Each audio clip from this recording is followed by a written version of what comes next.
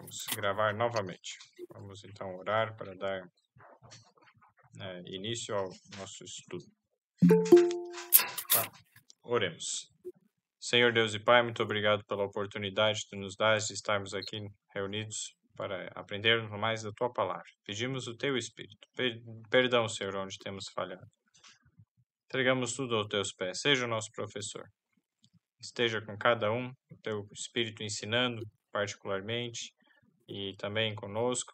Vamos falar, põe as tuas palavras e agradecemos desde já porque tu prometeste que o Espírito Santo, o Espírito de verdade, quando vier, vos ensinaria todas as coisas e vos fará lembrar de tudo quanto vos tenho dito. É a tua promessa em João 14, 26. Então nós clamamos e agradecemos, porque o Senhor não pode mentir. Em nome de Jesus. Amém. Amém. Vamos lá, Apocalipse capítulo 7. Hoje é o dia de estudarmos Apocalipse 7. Se Deus quiser. No último estudo nós vimos a respeito dos 6 selos. Os 6 primeiros selos. E aí veio o capítulo 7, como nós comentamos, ele é uma pausa. E depois tem o capítulo 8. Pela lógica.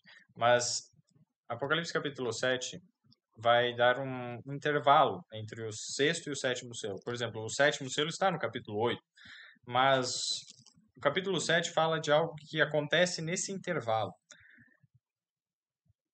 E vamos ver o seguinte, na verdade acontece naquele intervalo do 6º selo que nós vimos, aquele espaço de tempo, até que as pessoas clamem que os montes caiam sobre elas, e o que aconteceu antes.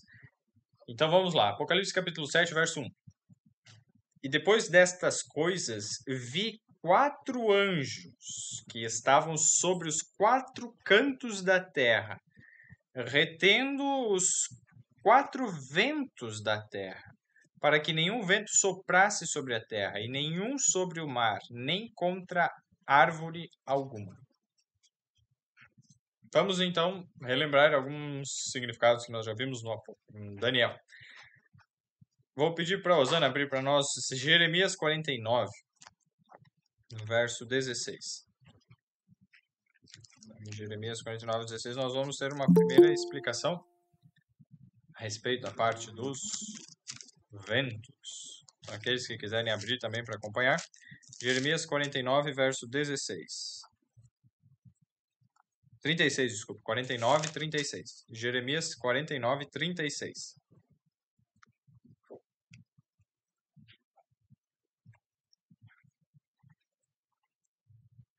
E 37 também. Ou tá cancelado o áudio só, usando. É só ativar. E aí. Pode ler. E trarei sobre Elão os 4 ventos dos 4 ângulos do céu, e os espalharei na direção de todos estes ventos. E não haverá nação aonde não venham os fugitivos de Elão. E farei que Elão tema diante de seus inimigos e diante dos que procuram a sua morte. E farei vir sobre eles o mal, o furor da minha ira, diz o Senhor. E enviarei após eles a espada, até que venha a consumi-los. Muito obrigado. Então, olha, espada colocado num contexto de ventos, e aqui coloca 4 ventos, 4 cantos da terra, ou 4 cantos dos céus. Vejam só, é uma linguagem simbólica, e até hoje nós utilizamos algo derivado disso, dessa maneira antiga de se localizar, que é, por exemplo, norte, sul, leste, oeste, os 4 pontos cardeais. A rosa dos ventos. Rosa dos ventos, o que tem a ver com o vento? Assim, norte, sul, leste, oeste, 4 ventos. Os 4 pontos cardeais, que levam a esse entendimento. A Bíblia não está dizendo que a Terra é quadrada, que a Terra é plana. Não tem nada a ver com isso. Assim como as pessoas que creem que a Terra é redonda usam norte, sul, leste, oeste para se localizar. Então, aí tudo bem. A Bíblia não é a favor da Terra plana, tá? Como muitos acabam pensando. Agora, quando a gente vê em Apocalipse, voltando para Apocalipse capítulo 7, quando fala então retendo os 4 ventos da terra. Então os ventos ali fala ali de espada. Vento em profecia é agitação, destruição, guerra, espada, é algo que vem para assolar. Então, se os anjos estão retendo esses ventos de guerra, é uma forma simbólica de dizer que eles estão impedindo que o mundo vire um caos, impedindo catástrofes e comoções políticas e guerras. E quando a gente vê para que nenhum vento soprasse sobre a terra, nem sobre o mar, nem contra árvore alguma. Nós vimos já com relação a em Daniel, capítulo 4, algo muito interessante que aconteceu com Nabucodonosor. E ele foi comparado a uma árvore, e o seu reino também, como que estando debaixo da sua influência. Então a árvore é um símbolo, sim, de pessoas proeminentes, de pessoas de influência, de nações também. Por exemplo, o povo de Israel, em Isaías capítulo 5, ele é comparado com uma videira que produz uva, uma planta. Também em Romanos capítulo 9, o povo daí de Deus, ele é comparado a uma oliveira. E quando nós vemos esses símbolos, oliveira, videira, também outros, né, o próprio Nabucodonosor, são indivíduos, nações também que estão relacionados. Está mais relacionado até com nações. Não destruísse nação alguma. Então, nenhuma nação aqui está dizendo que vai ser permitido que elas sejam extintas, destruídas ou arruinadas, atingidas pelos ventos, pelas guerras, sem que algo aconteça. E nem sobre a terra e nem sobre o mar. Então, o mar, nós já vimos também a interpretação lá em Apocalipse 19, quando nós estávamos estudando Daniel, mas podemos ver de novo. Eudete, se puder ler para nós, Apocalipse capítulo 19.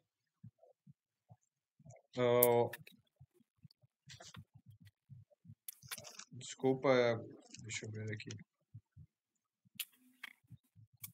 Veja, capítulo 17, falei errado.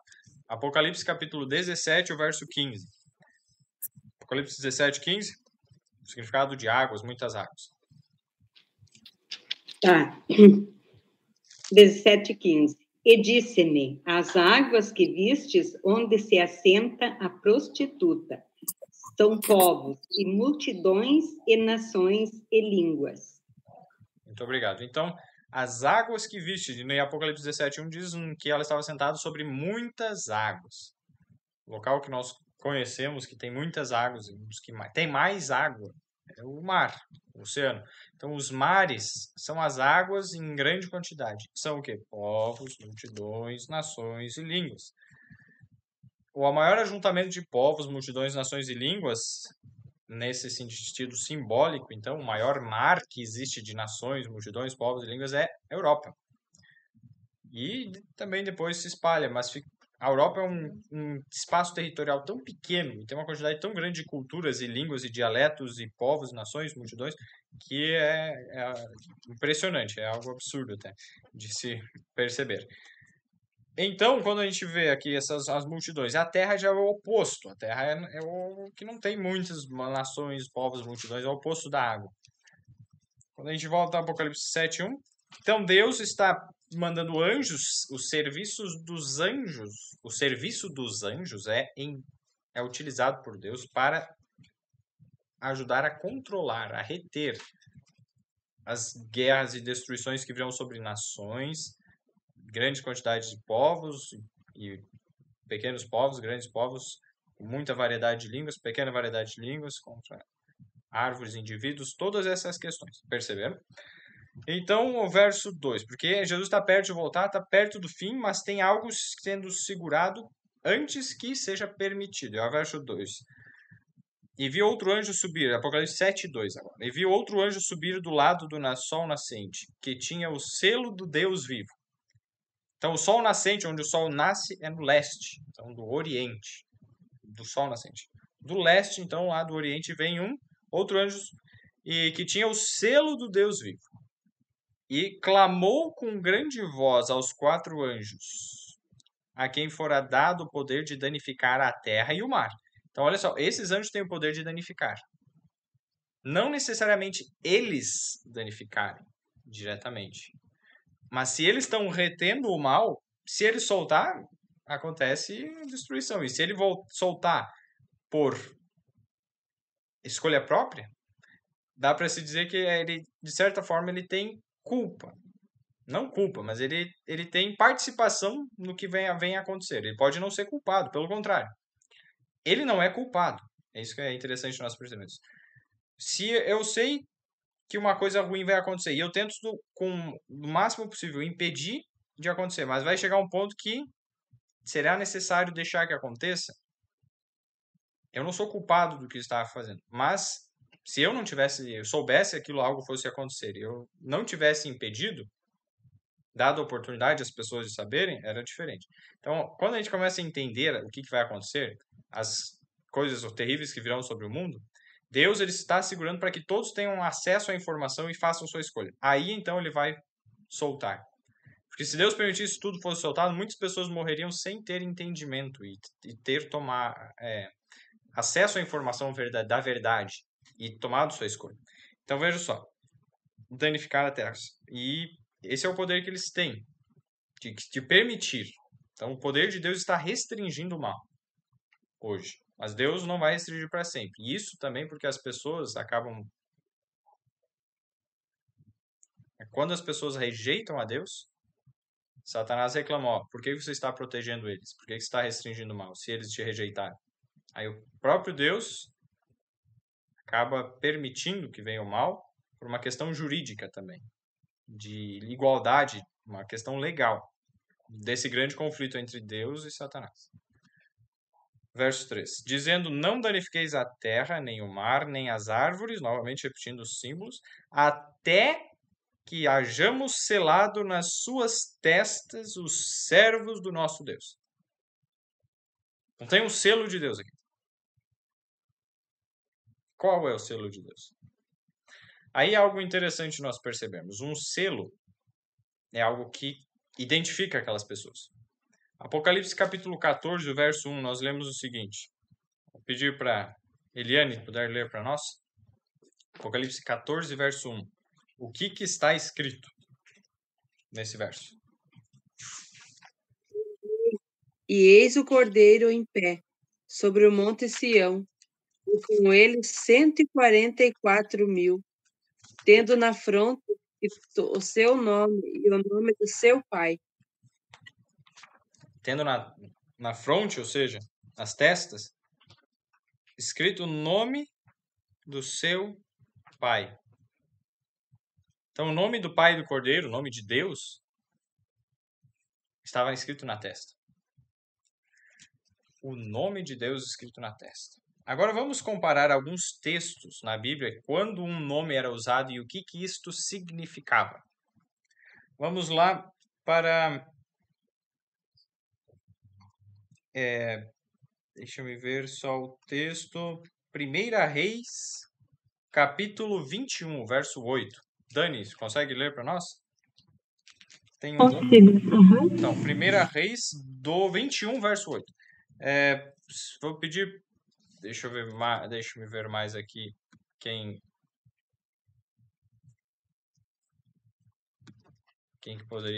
gostaria de estar lendo. Raquel, se pode abrir para nós em Esther 8:8, por favor.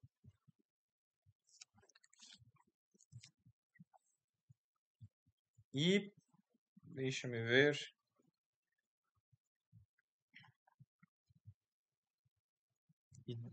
Sônia, você pode abrir para nós Daniel 6:8? Posso sim. E tem mais um aqui. Deixa eu achar.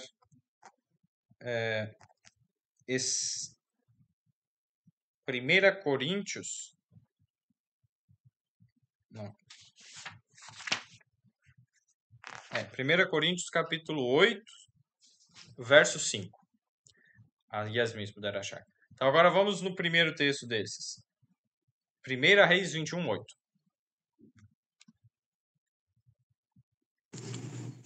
Então escreveu cartas em nome de Acabe. É 21:8, é isso mesmo? Isso aí. Jezabel, ó, Em mulher nome... terrível. Ok. Em nome de Acabe, selou-as com o sinete dele e as enviou aos anciãos e aos nobres que havia na sua cidade e habitavam com Nabote. Então veja só. O nome dele estava ali, estava em nome de Acabe e com o selo. E essas cartas tiveram um poder, a sua palavra que estava ali, teve um poder de matar injustamente um homem. Tem o contexto da história que depois, se alguém quiser ver. Mas então, num contexto, o que dava autoridade àquele documento era o nome do rei e o selo. Não foi o rei que escreveu aquilo. Mas ele permitiu que a sua autoridade estivesse ali. Nesse contexto. Então, isso, olha o poder de uma assinatura e de um nome, no caso, de um nome e de um selo. Mais do selo aqui. Mas vamos ver um outro texto agora. Ester 8:8. Escrevei vós também a respeito dos judeus, em nome do rei, como vos parecer bem, e selai-o com o anel do rei, pois um documento escrito em nome do rei e selado com o anel do rei não se pode revogar. Olha que interessante. A legislação dos medos é muito interessante porque ela é muito semelhante em vários aspectos. Alguns aspectos da legislação, das leis dos medos e persas, é muito semelhante com os próprios aspectos da legislação de Deus. Então, as leis dos medos têm semelhanças com a lei dos medos e persas, que era no passado, têm semelhanças com a lei de Deus. Algo que Deus diz não pode ser mudado. E algo que quando o rei assinava e selava, não podia se revogar, não podia ser mudado. Não podia voltar atrás. Eu vou dizer que vou fazer e tal, depois não vou fazer bem assim. Então é algo interessante. E agora, isso com relação principalmente à lei de Deus. Claro, tem coisas que são condicionais. Se você fizer isso, vai acontecer. Se você fizer aquilo, daí isso não é uma lei determinada. Isso é uma condição. Mas voltando agora para o outro texto que nós vamos ver, que está em Daniel 6:8. Daniel 6:8 diz o seguinte: Agora, pois, ó rei, sanciona o interdito e assina a escritura, para que não seja mudada segundo a lei dos medos e dos persas, que se não pode revogar. Muito obrigado. Então, olha só, num outro contexto também, um outro rei persa, Medo e persa, aqui no caso era um Medo, né, porque era Dario. Isso aí, obrigado, Dani. Todas as bênçãos e castigos são condicionais, tanto um castigo como uma bênção é condicional. A lei de Deus não é condicional, as 10 mandamentos são leis, não pode se mudar. Isso aí, obrigado pelo detalhe. E assim, ó, Daniel aqui 6:8 coloca uma outra coisa interessante. O próprio nome, a assinatura ali do rei, assinado, no caso, não podia ser mudado. Então, esse é o poder. Então, o que dava um selo de autoridade era o próprio nome escrito. Então, quando a gente viu lá que seriam selados na testa, em Apocalipse 7, e o mesmo grupo de pessoas, a gente já vai entender por quê. Em Apocalipse 14:1, é selado na testa, na verdade tem o nome de Deus na testa, é um indício de que o nome de Deus é o selo. Só que vejamos agora 1 Coríntios 8:5.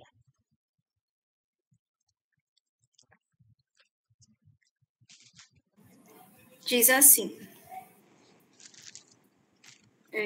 pois mesmo que haja os chamados deuses, quer no céu, quer na terra, como de fato há muitos deuses e muitos senhores. Então, muitos acreditam aí. Tem muitos deuses. Qual Deus acreditaria? Ele disse, ó, há muitos deuses e muitos senhores. No mundo tem muitos deuses. E o verso 6 também pode ler. Yasmin.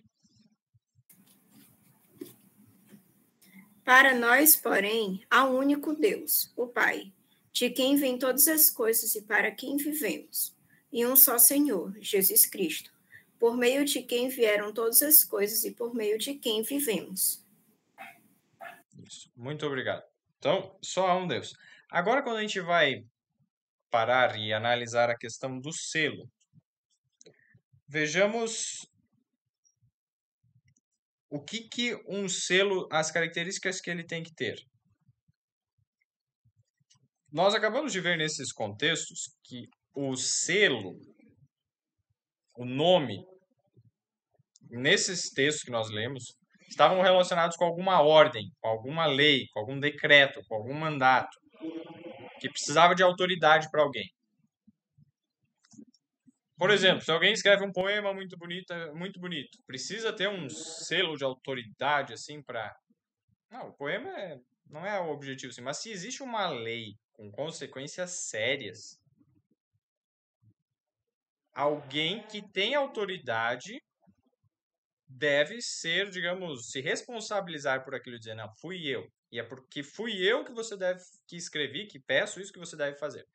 Por exemplo, se um escravo lá do Império Medo-Persa chegasse e escrevesse uma coisa assim, todos os que não fizerem tal coisa vão morrer, e colocasse lá, bem bonito. Quem que ia dar ouvido para ele? Quem que ia dar ouvidos para ele? Quem queria seguir o que o escravo comentou? Será que toda a nação iria seguir o que ele disse?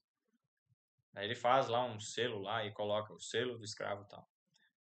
Mas se um rei, o rei da nação, fizesse, qual que é a diferença? O rei tem poder.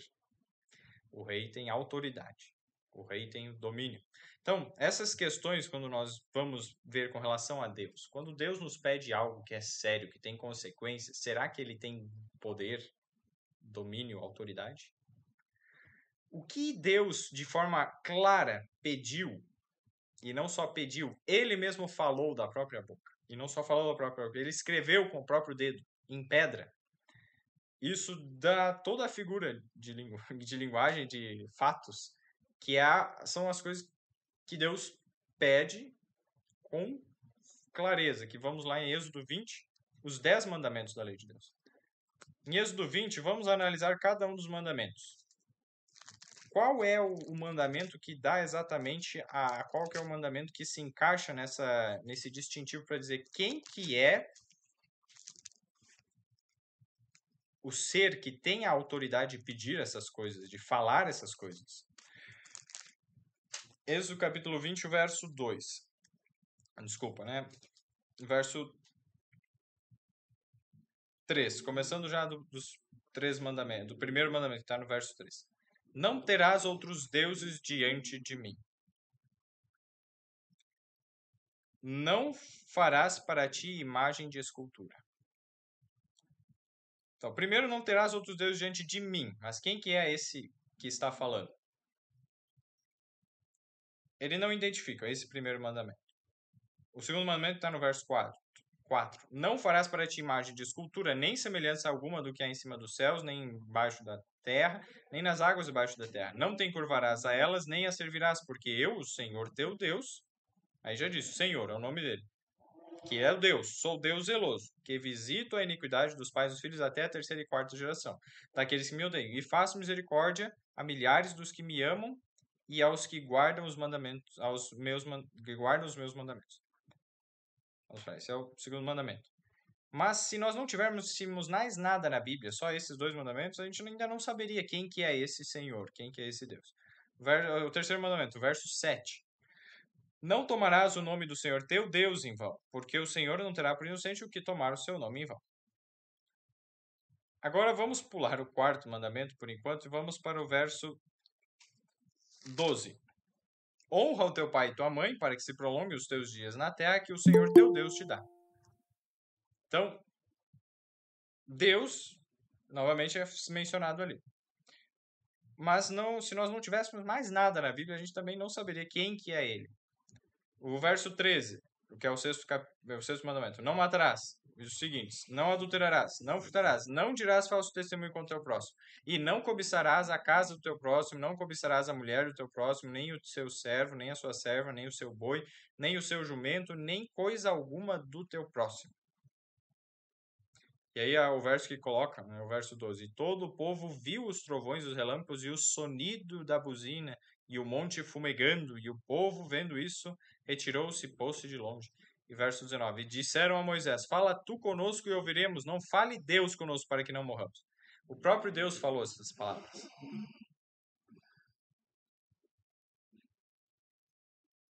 Quando nós vemos como que Deus se apresentou, como é que o povo passou a conhecer a esse Deus, os primeiros versos de Êxodo 20 não estão exatamente no mandamento, mas numa introdução. Vejam os versos 1, 2.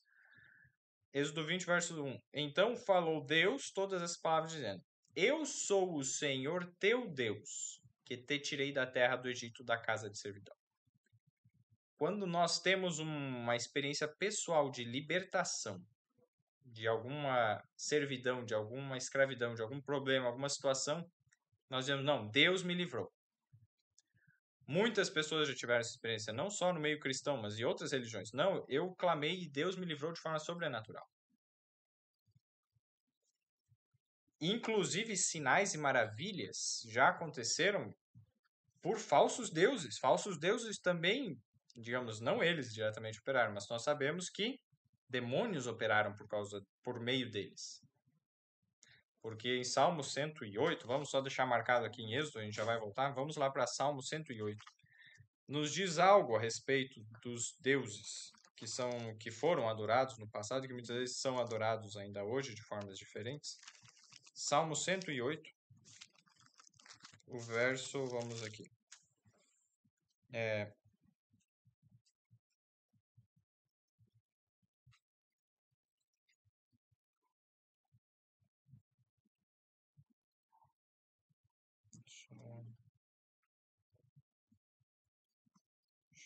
Não, desculpa, Salmos.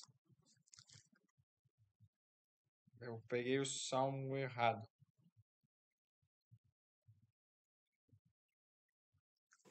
Vamos ver Salmo 78.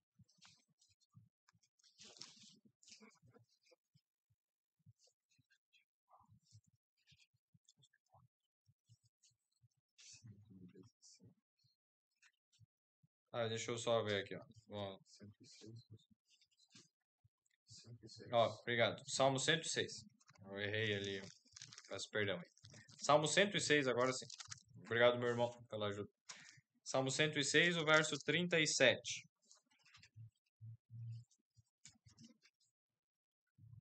Salmo 106, verso 37.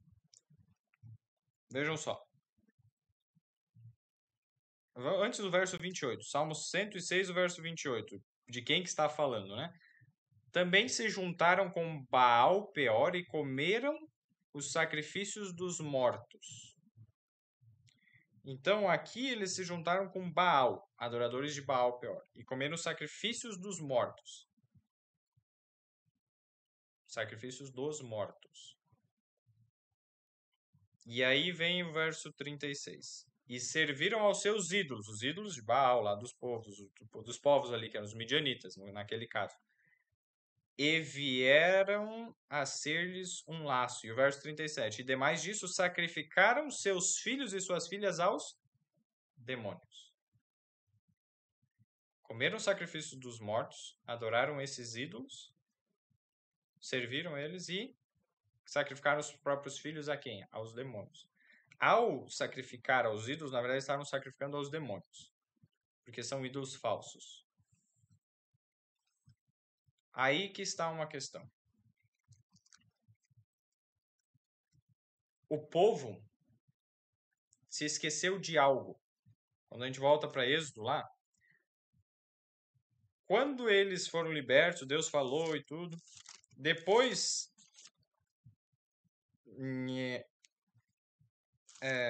o povo cometeu um grande pecado. Se a gente for em Êxodo, capítulo 32. Êxodo capítulo 32.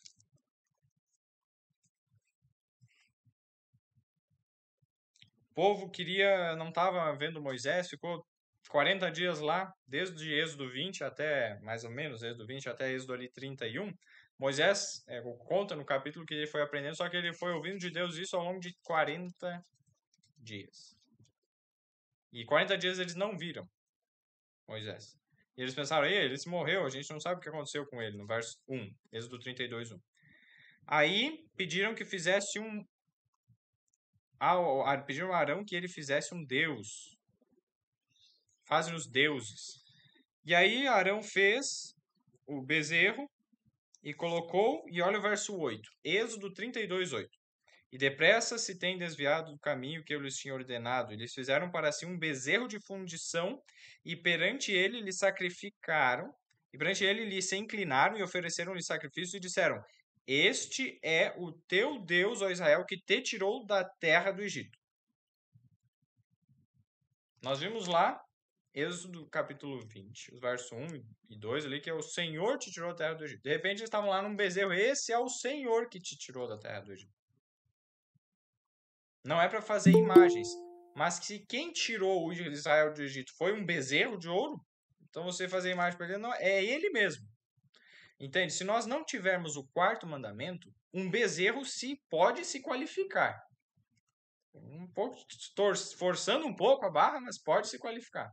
Algum Deus falso pode se qualificar. E tanto que eles se esqueceram do quarto mandamento e do que ele diz. O quarto mandamento é o único que não permite qualquer interpretação diferente, percebem? Ainda não? Mas vamos lá. Êxodo 20, o verso 8. Êxodo 20, o verso 8, nós vamos ler assim. Lembra-te do dia do sábado para o santificar. 6 dias trabalharás e farás toda a tua obra, no verso 9. E agora o verso 10. Mas o 7º dia é o sábado do Senhor teu Deus. Não farás nenhuma obra, nem tu, nem teu filho, nem tua filha, nem o teu servo, nem a tua serva, nem o teu animal, nem o teu estrangeiro, que está dentro das tuas portas. E o verso 11. Porque em 6 dias fez o Senhor os céus e a terra, o mar e tudo que neles há. E ao 7º dia descansou. Portanto, abençoou o Senhor o dia do sábado e o santificou. Por que é para, por exemplo, guardar o sábado e não só o sábado, todos os 10 mandamentos? Porque quem deu essa lei é o Senhor que fez os céus e a terra. Não existe nenhum outro Senhor que fez o céu e a terra. Jeremias, vamos ver o texto agora de Jeremias, capítulo 10. O verso 11. É um texto muito interessante. Eu estava estudando aqui esse assunto. Jeremias 10, o verso 7. Desculpa, 10, 11. Jeremias 10, 11. Nós lemos assim.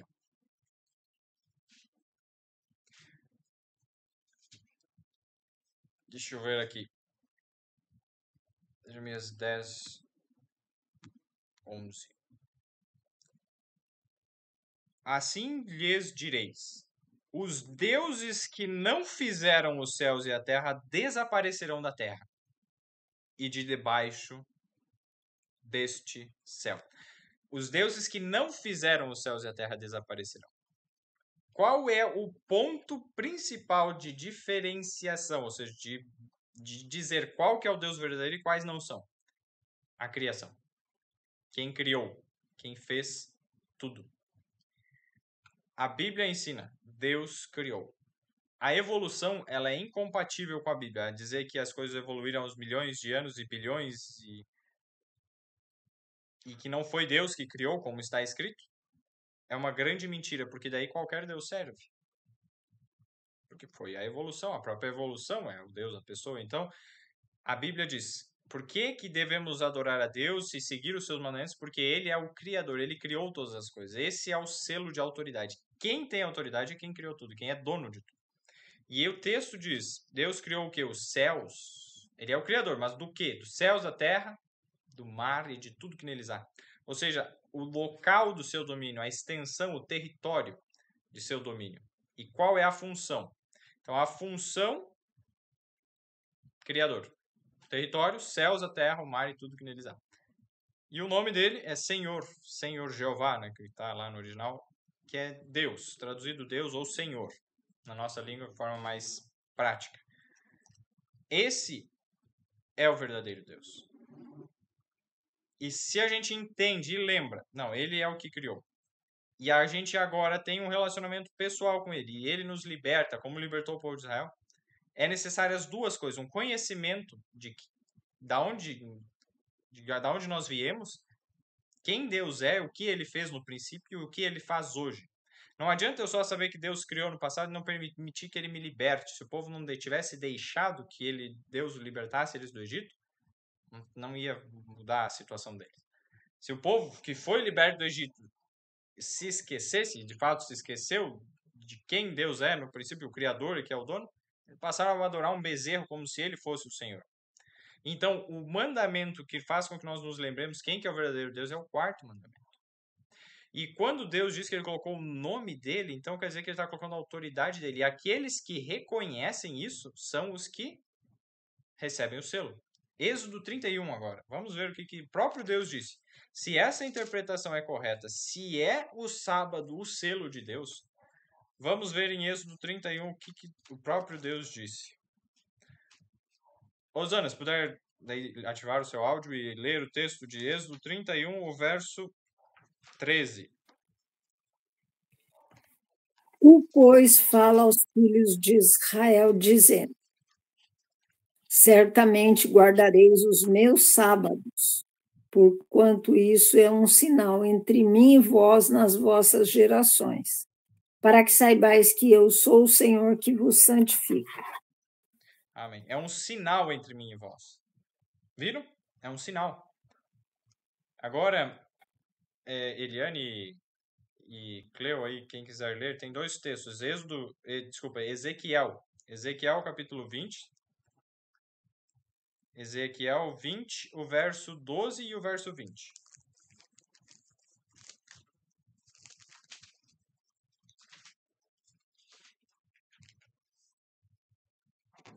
Ezequiel 20, quanto? Verso 12 e o verso 20. Cada uma de vocês aí pode ler um verso. Tô só eu aqui. Ah, tá. É o 20, verso quanto? 12 e 20. 12. 20, 12 e 20? Isso. Também lhes deis os meus sábados, para servirem de sinal entre mim e eles, para que soubessem que eu sou o Senhor que os santifica. 13 também? Não, só o 20. Não, só o 20, né? Santificai os meus sábados, pois servirão de sinal entre mim e vós, para que saibais que eu sou o Senhor vosso Deus. Muito obrigado. Então vejam só. Santificar o sábado vai servir de sinal entre o povo dele e os seus. E ele, né, o próprio Deus, o povo dele e Deus. Para que saibam, né, que é o Senhor que santifica. Deus santificou o sábado e ele está disposto a nos santificar. E o sábado é um meio que Deus faz isso. E agora, Ezequiel 20, verso 20, fala: santificai. Deus está dando uma ordem. Santificai os meus sábados e servirão, no futuro. Servirão. Não somente serviram no passado, mas servirão no futuro. De sinal entre mim e vós, para que saibais que eu sou o Senhor vosso Deus. Então, como que a gente sabe quem que é do Senhor? Quem que tem, digamos, o nome escrito na sua testa? Quem segue o sábado. Guarda o sábado, no caso. Observa, santifica, considera santo, separado de Deus. Separado por Deus. Vejamos agora mais alguns textos. Isaías capítulo 8. Isaías capítulo 8. Raquel, se puder ler para nós. Isaías 8, verso 16.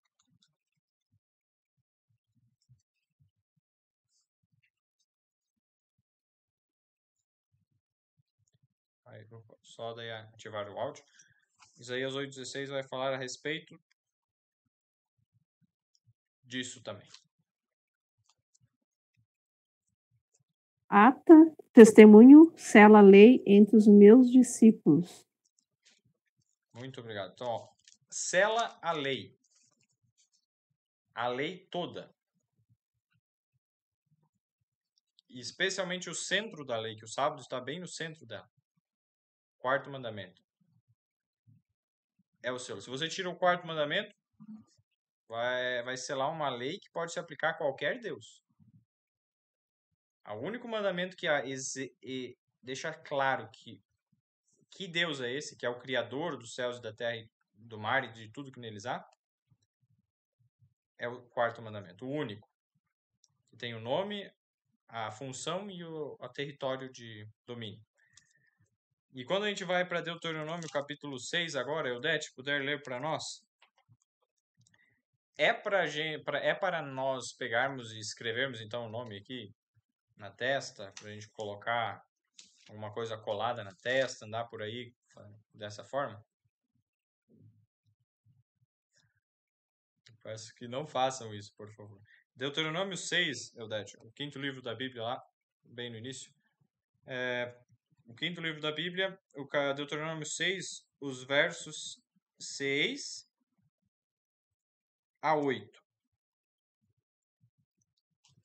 Desculpa, versos 4 a 8. Deuteronômio 6? Isso, versos 4 a 8. Tá bom. 4 a 8. Ouve, Israel, o Senhor nosso Deus é o único Senhor. Amarás, pois, o Senhor teu Deus de todo o teu coração, e de toda a tua alma, e de todas as tuas forças.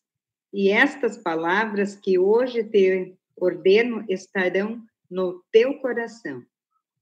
E as ensinarás a teus filhos, e delas falarás assentado em tua casa, e andando pelo caminho, e deitando-te e levantando-te. Também as atarás para sinal na tua mão, e te serão por frontais entre os teus olhos. Muito obrigado. Então, o paralelismo hebraico aqui coloca: vão estar no teu coração. Depois vai colocar atar elas entre os olhos, sinal na tua mão e nos frontais entre os olhos ali. Então, entre os olhos, a ideia é aqui na fronte. O coração, exatamente, nós sabemos, é a sede dos pensamentos. E, no caso, a mão é um símbolo das obras. Então, quando Deus coloca aqui amar a Deus sobre todas as coisas, é o grande princípio da lei. O primeiro deles. E amar o próximo é a consequência disso. E isso vai estar onde? Aqui, na mente e na mão. Esse é o sinal distintivo. Os judeus, talvez até na época de Jesus, muitos deles colocavam, não sei se faziam isso naquela época, mas recentemente muitos judeus fazem isso. Mas eles tinham todos os rituais, e imagina colocar essa lei escrita aqui na testa e tal, e mataram a Jesus. Não demonstraram amor, não amaram a Deus. Então, de que adianta eu colocar aqui por fora como uma cerimônia e deixar de fazer o que Deus pede? Então, o sacrifício agradável a Deus não é as cerimônias, o exterior. Não é colocar não, mas é o que está dentro, no coração, o que motiva as nossas ações. Então, o selo de Deus tem a ver com o sábado. Tem a ver com a guarda da lei de Deus, que ela representa o que? O amor. Amor primeiro a Deus. Se Deus pediu para guardar o sábado, é algo que tem consequências? Tem. É algo que pode ser difícil? Sim. Mas se nós compreendermos quem que está pedindo, que é o Criador de todas as coisas, o medo, talvez, de perder o emprego, ou o fato de fato, perder o emprego, vai gerar uma insegurança. E agora? Como é que eu vou conseguir alimento? Se eu, tentando ser fiel a Deus, guardar o sábado, eu perdi o emprego, não tenho renda. Mas Deus, Ele é dono de tudo. E Ele pode preparar uma mesa no deserto, do nada. Então, quando a gente passa por tribulações, a gente vai aprendendo a clamar a Deus pelas promessas. Porque Deus disse, numa das promessas, eu nunca vi o justo desamparado, e nem a sua descendência mendigar o pão. Então, clamar pela promessa. Senhor, a justiça é a lei de Deus. Se eu estou procurando fazer a justiça e seguir a lei de Deus, Deus vai cumprir a promessa se eu fiz a condição. E aí, nesse processo de tribulação, de sofrimento, vem um princípio que está lá em Atos. Vamos ver lá. Atos, capítulo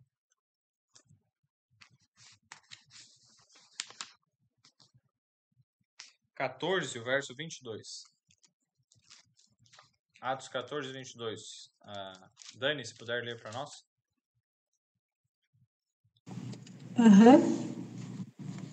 Fortalecendo a alma dos discípulos, exortando-os a permanecer firmes na fé e mostrando que através de muitas tribulações nos importa entrar no reino de Deus. Muito obrigado. Através de muitas tribulações nos importa entrar no reino de Deus. Então, por meio das tribulações, Deus vai nos preparando.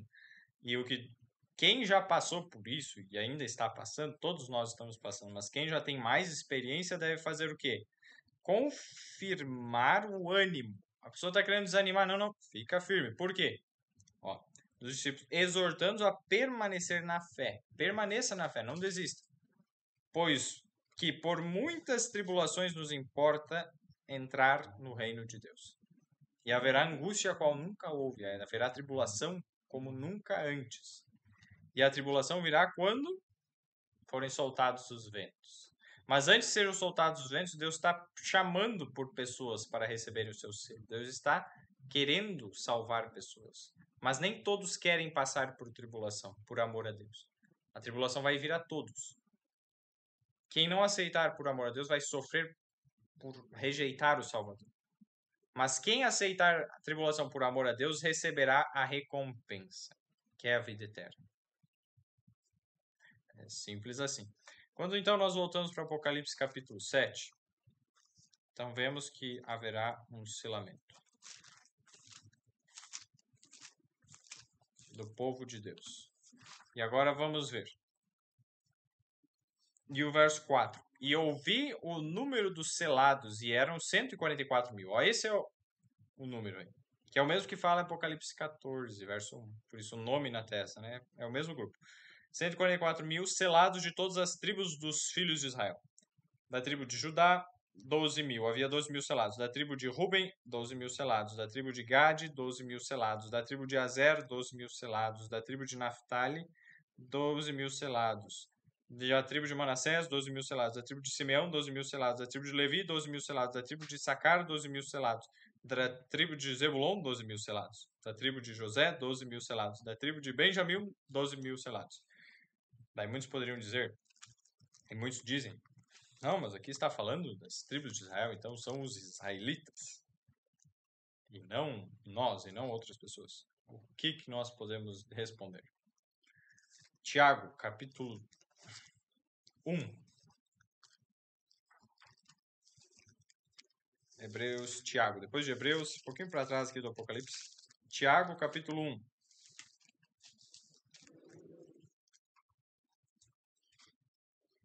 O verso 1, nós vemos Tiago, servo de Deus e do Senhor Jesus Cristo, às 12 tribos que andam dispersas. Saúde.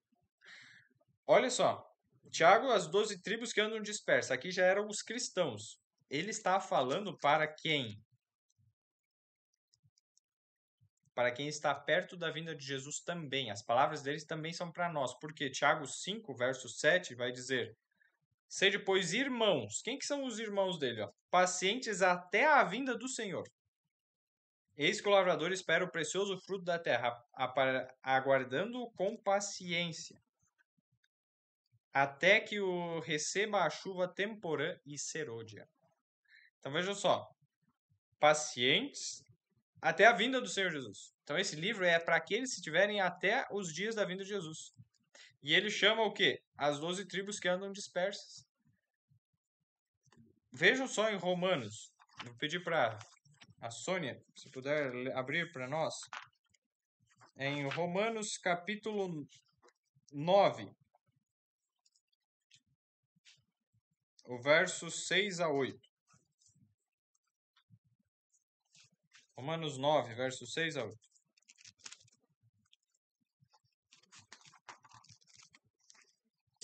Romanos 9, verso 6 a 8.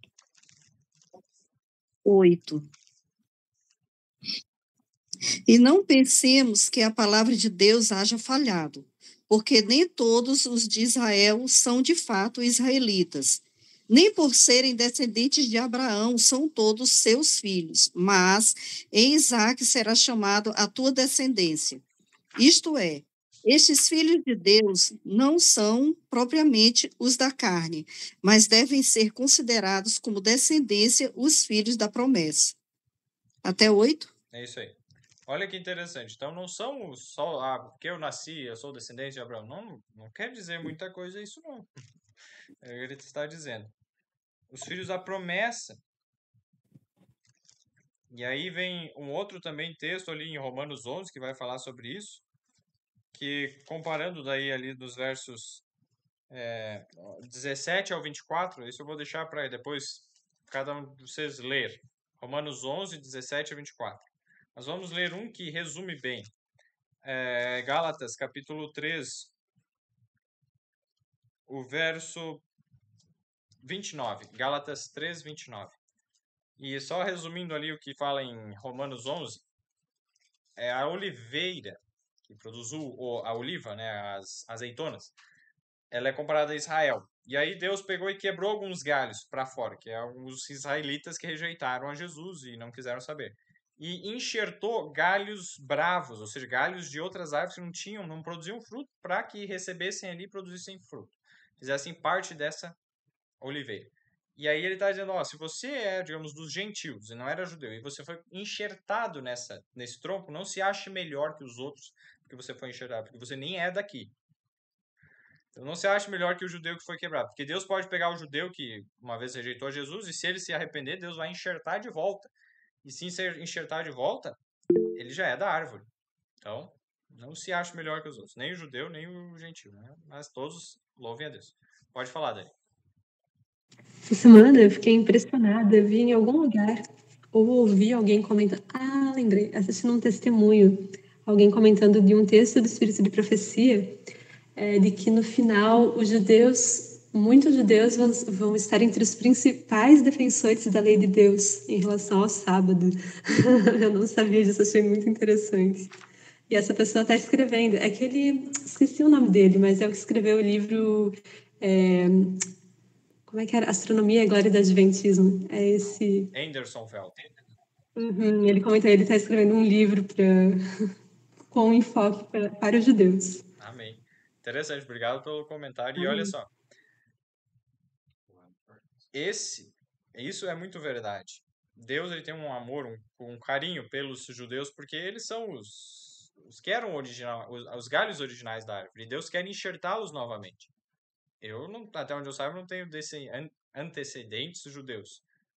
Mas Deus me enxertou e tem me mantido ali. Então vamos ser gratos a Deus e não nos achar melhores que os outros. E Gálatas 5:29 vai resumir. Quem achou aí, quiser ler? Gálatas 5:29. Desculpa, 3:29. Falei errado. É 3:29. Ô, Zana, pode... Ou a Sônia aí. E se sois de Cristo, então sois descendência de Abraão e herdeiros conforme a promessa. Então, se você é de Cristo, aceita Cristo, você é descendência de Abraão e herdeiros conforme a promessa. Então, quem é israelita é aquele que é. E aí isso me ajudou a entender o quê? Quando a gente vai agora para Apocalipse, de novo, a gente vai na descrição das Novas de Jerusalém, o capítulo 21. Vejam só. O verso 12. Apocalipse 21, verso 12. E tinha um grande e alto muro com 12 portas, e nas portas 12 anjos, e os nomes escritos sobre elas, que são os nomes das 12 tribos dos filhos de Israel, em cima das portas, nas portas. E o verso, em relação ao 14, e o muro da cidade continha 12 fundamentos, e neles os nomes dos 12 apóstolos do Cordeiro. Peraí, isso me incomodava. Por que não são o fundamento, não são das 12 tribos de Israel, e daí depois os apóstolos que vieram depois são os que estão nas portas? Porque exatamente Cristo é a pedra principal. E só o judeu que estiver em Cristo faz jus a isso, ao seu parentesco com Abraão, porque o próprio Abraão dependeu de Cristo, porque Cristo já é antes de Abraão. Então, Cristo é o centro. E aqueles que tiveram contato com Cristo são o quê? O fundamento do verdadeiro povo de Deus. E os de Israel vêm depois. Tanto os de antes de Cristo como os de depois, eles vêm depois. E aí todos nós somos chamados a fazer parte desse Israel. Olha que interessante, é um detalhe muito significativo. Quando a gente volta agora para o Apocalipse capítulo 7, Deus, então, ele fala aqui das 12 tribos. Eu tenho muitos detalhes que daria para estudar a fundo, mas vamos só resumir. Se vocês compararem aqui essas 12 tribos de Israel, de Apocalipse 7, com as 12 tribos de Israel que aparecem em Números, capítulo 1, que vai falar lá o verso 6 até o verso 15, vocês vão ver, não vamos ler agora, mas que tem duas tribos diferentes. Das tribos de Israel, do antigo Israel, para essas aqui colocadas no novo Israel, que também estão na cidade santa, na Nova Jerusalém, dois são diferentes. 2 do Antigo Testamento somem, que é Dan e Efraim. E 2 do Novo Testamento, 2 aqui nessa nova lista, aparecem, que é José e Levi. Levi eram os sacerdotes, então eles não eram contados como uma tribo. Eles não tinham um local, assim, uma terra que era deles lá no Antigo Israel. Já José era o pai de Manassés e Efraim, que foram 2 que foram colocados para exatamente suprir a falta de Levi, que não foi contado entre as 12 tribos, os 2 filhos de José, que é Manassés e Efraim. Oséias 4,17 está escrito que Efraim está entregue aos ídolos, deixam, uma ordem. Deus disse para deixar Efraim porque ele estava entregue aos ídolos. E Dan, o próprio Jacó, Israel no caso, que teve seu nome mudado, chamou Dan em Gênesis 49, do verso 16 e 17, do seguinte: Dan julgará o seu povo como uma das tribos de Israel. Dan será serpente junto ao caminho, uma víbora junto à vereda, que morde os calcanhares do cavalo e faz cair o seu cavaleiro por detrás. Provérbios 6 vai falar a respeito daquele que semeia contendas entre irmãos, que isso é abominável ao Senhor. Provérbios capítulo 6, de 6... deixa eu me ver aqui, Provérbios 6, os versos 12 a 19. Fala várias coisas, mas os versos 16 a 19 vai falar ali. Provérbios capítulo 6, o verso 16, estas 6 coisas o Senhor odeia, e a 7ª sua alma abomina. O que Deus odeia? Olhos altivos, língua mentirosa, mãos que derramam sangue inocente, coração que maquina pensamentos perversos, pés que se apressam a correr para o mal, a testemunha falsa que profere mentiras e o que semeia contendas entre irmãos. O que semeia contendas entre irmãos. E Dan, como uma víbora que morde por detrás. Salmo, capítulo 50, nos fala também um pouco sobre isso. Vejam que sério é. Salmo 50, desde o verso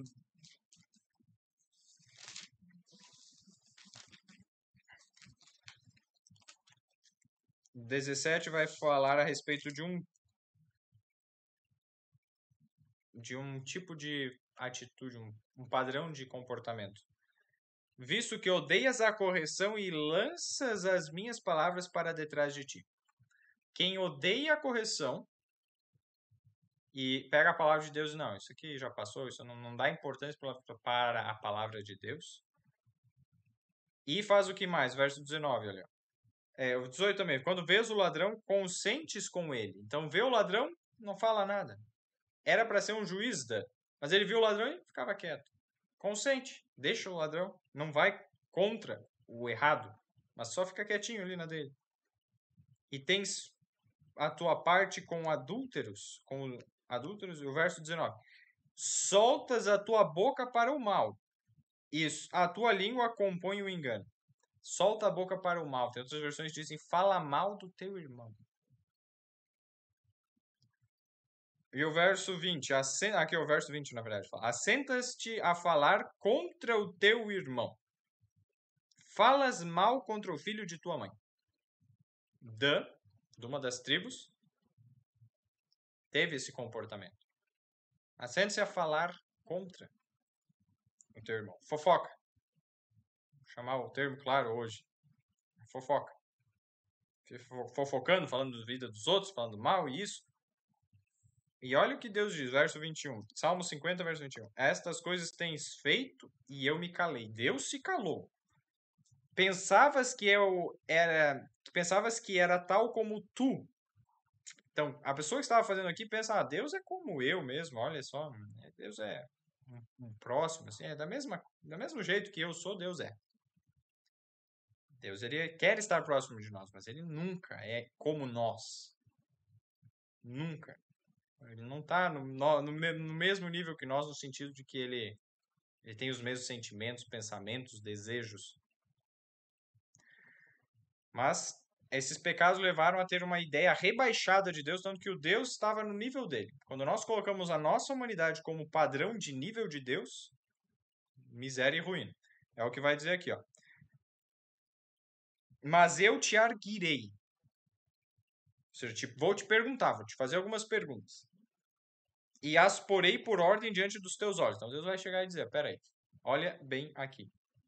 E o verso 22, ouvi, pois isso, vós que vos esqueceis de Deus, para que eu vos não faça em pedaços, sem haver quem vos livre. Deus quer salvar. Se a pessoa rejeitar a salvação e se houver, a sua atitude para com Deus for, a nossa atitude, né, for dessa forma arrogante, presunçosa, prepotente, Deus vai fazer em pedaços. É triste, é terrível, ele mesmo disse, mas é a realidade. Nós não podemos rebaixar quem Deus é. O sábado entra exatamente como esse ponto. Quem Deus é? Ele é o Criador. Deus não é um bezerro, Deus não é o sol, Deus não é eu, não sou eu. Eu não sou Deus. Deus é quem criou os céus, a terra, o mar e tudo que neles há. Esse é o verdadeiro Deus. E os que reconhecerem isso e tiverem isso no seu coração, gravado na sua mente, serão selados de Deus. E vão estar de pé quando nós vamos ver lá Apocalipse 7, só para terminar.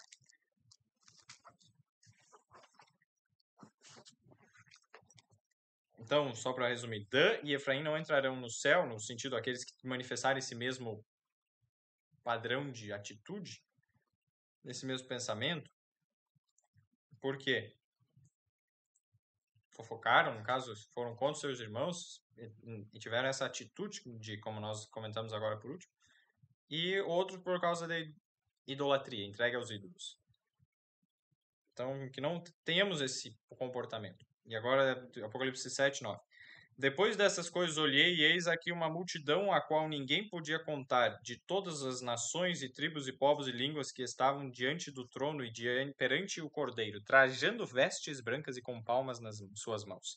E clamavam com grande voz, dizendo, salvação ao nosso Deus que está sentado no trono e ao Cordeiro.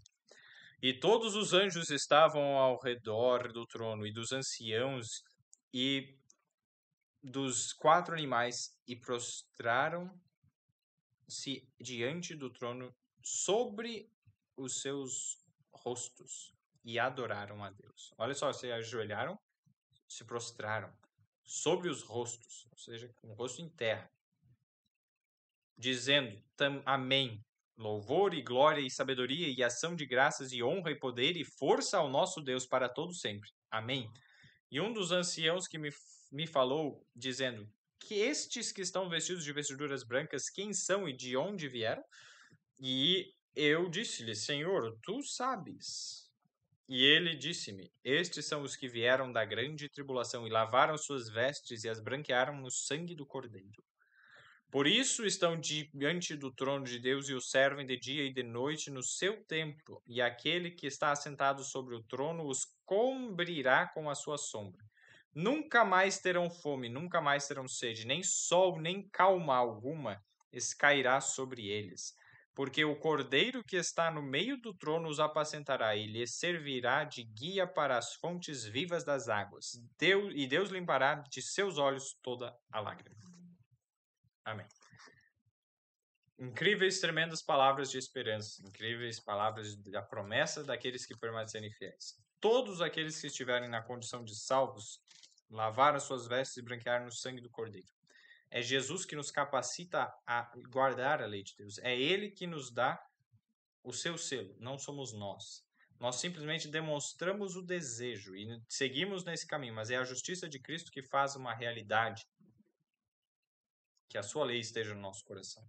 Ninguém desse grupo vai dizer, eu fui salvo porque eu guardei o sábado. Ninguém. E ninguém será salvo por ter guardado o sábado. Mas se nós negligenciarmos o sábado, estamos negligenciando o Deus do sábado. E isso é perdição. Claro, nem todos tiveram esse entendimento. Por isso que Deus está segurando os ventos para que todos tenham entendimento disso. E esse é o selamento de Deus. Alguma dúvida, alguma pergunta? Ou algum comentário, alguma contribuição?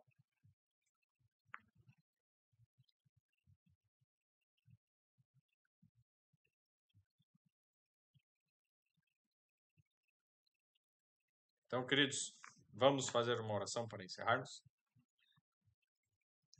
Oremos. Senhor Deus maravilhoso Pai, muito obrigado pela oportunidade de estudar e aprender um pouco mais da Tua palavra, estudar e aprender um pouco mais da Tua lei, do selo de Deus. Senhor, queremos estar selados com o Teu selo, a Tua lei no nosso coração, na nossa mente, nas nossas mãos. A Tua lei como o padrão do que é certo. O Teu nome escrito nas nossas testas, que és um Deus de amor. O Deus que criou os céus, a terra, o mar e tudo que neles há. O único Deus verdadeiro. E ter nas nossas mãos o realizar, porque é Deus que opera em nós tanto o querer como o realizar, segundo a sua boa vontade. Então, cubra-nos, Senhor, e lava-nos com o Teu sangue, Senhor Jesus. Cobre-nos com os mantos da Tua justiça, para que possamos, Senhor, seguir nesse caminho e estar entre aqueles que permanecerão de pé na Tua presença. Pedimos isto e agradecemos, porque oramos em nome de Jesus. Amém. Um feliz sábado a todos. Se Deus quiser, até a semana que vem. Feliz sábado. Amém. Feliz sábado. E gostei de ver você, Rosana.